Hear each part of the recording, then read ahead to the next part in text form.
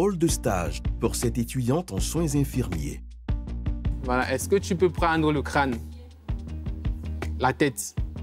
Ce matin, Christelle doit disséquer un squelette humain dans cette salle d'opération virtuelle. C'est Destin qui a conçu ce bloc opératoire 3D pour que les étudiants comme Christelle puissent mettre en pratique les cours d'anatomie. Le laboratoire virtuel, par exemple, est une solution qu'on a développée pour aider les apprenants dans le domaine de la santé à pouvoir apprendre l'anatomie humaine, à pouvoir apprendre comment se comporter dans une salle d'opération chirurgicale, réaliser des opérations, des césariennes et travailler les gestes professionnels et l'aide dextérité. Des casques de réalité virtuelle pour nos futurs médecins, des assistants virtuels pour nos chercheurs et des robots pour nos futurs ingénieurs. Aujourd'hui, sur le continent, vous verrez comment la tech transforme l'école.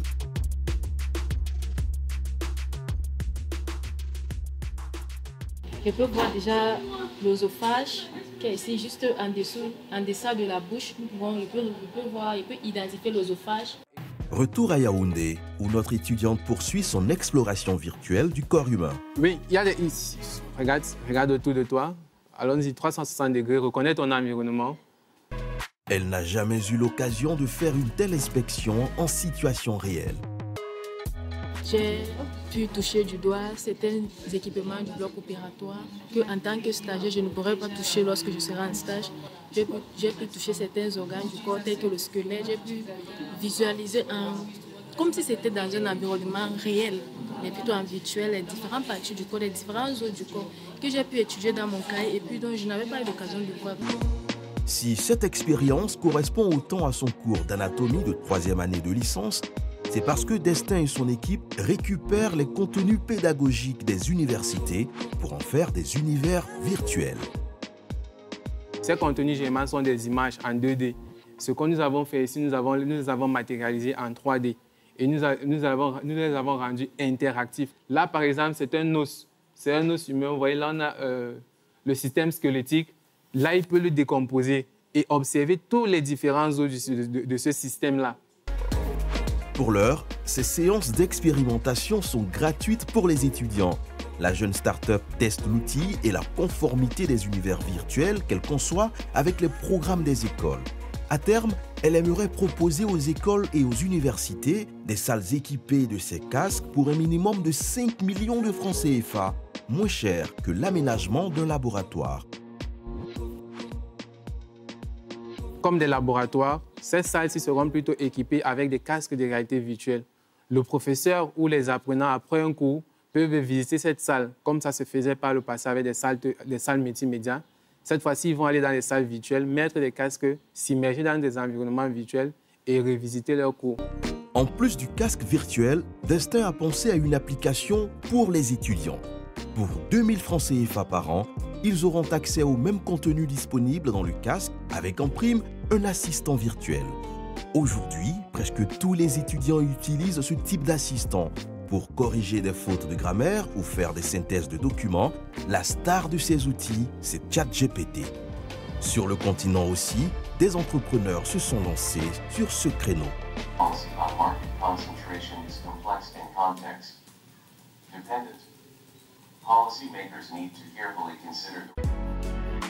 Depuis quelques mois, les séances de travail de recherche de ces deux chercheurs en économie ont pris une autre allure. C'est un assistant virtuel qui lit les documents pour eux. Par exemple, avec la fonctionnalité audio de la studie, si vous prenez un document que vous devez peut-être prendre 1h30 à 2h pour le lire et comprendre, avec la fonctionnalité audio, il est plus facile de le comprendre. Et deux, vous avez un gain de temps. C'est un document de 1h30, 2h pour vous prendre facilement 30 minutes avec la fonctionnalité audio. Et là, vous avancez plus vite dans le travail. Depuis 2019, la start-up DaStudy a développé une plateforme qui donne accès à des milliers de contenus en combinant des technologies avancées d'intelligence artificielle et de stockage de données. En termes de temps, une recherche documentaire, par exemple, pour reconstruire une revue de la littérature qui pourrait vous prendre peut-être 3 mois, avec DaStudy, vous avez la facilité de le faire, par exemple, en 2 semaines, maxi 3. Parce que chez eux, au moins, ils vous recadrent dans le domaine que vous recherchez. En termes de coût, s'il faut aller s'inscrire dans une bibliothèque, consulter des livres, les acheter, consorts, ça coûte beaucoup d'argent. Alors qu'avec 100 francs CFA, je peux avoir accès à la plateforme d'Astudie pour 24 heures. Pour 100 francs CFA par jour, Dastudie leur donne accès à plus de 20 000 livres, thèses et documents de recherche. Dans cet espace de coworking, nous retrouvons l'équipe qui a réussi à rassembler 30 000 utilisateurs sur la plateforme en 5 ans. Monsieur Banal juriste qui nous demande s'il pourrait utiliser notre plateforme pour une correction d'une thèse. Il faudrait le guider dans le sens où il pourra utiliser la fonctionnalité d'analyse des documents pour importer sa thèse et demander à l'IA de l'aider à corriger cela en fait. Dastudie rassemble des contenus de droit, mais aussi de géographie, d'histoire, de communication et même de coiffure et de maquillage. Pour arriver à constituer la base de données, la start-up a regroupé et organisé, grâce à une IA, les travaux de milliers d'enseignants et de chercheurs à travers le monde. Donc l'idée en fait c'est quoi? C'est que l'étudiant camerounais qui fait le droit, qui fait une thèse de droit, n'ait plus rien envie à l'étudiant qui fait la même thèse de droit à l'Université de Paris par exemple ou de la Sorbonne. Parce qu'ils auront accès aux mêmes connaissances, au même contenu, au même type de formation, au même livre en fait.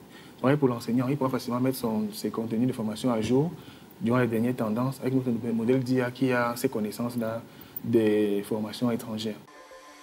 La tech efface donc les frontières, mais révolutionne surtout tout le secteur de l'éducation. Les entrepreneurs s'attaquent même à l'école telle qu'on la connaît, avec une salle de classe, un enseignant, un tableau noir et une craie. Aujourd'hui, il est possible de faire tout un cursus académique sur Internet. Direction Libreville au Gabon. Jolga passe ce matin son examen de comptabilité. Prêt pour l'examen pour ce matin? Bien sûr. Ok, d'accord.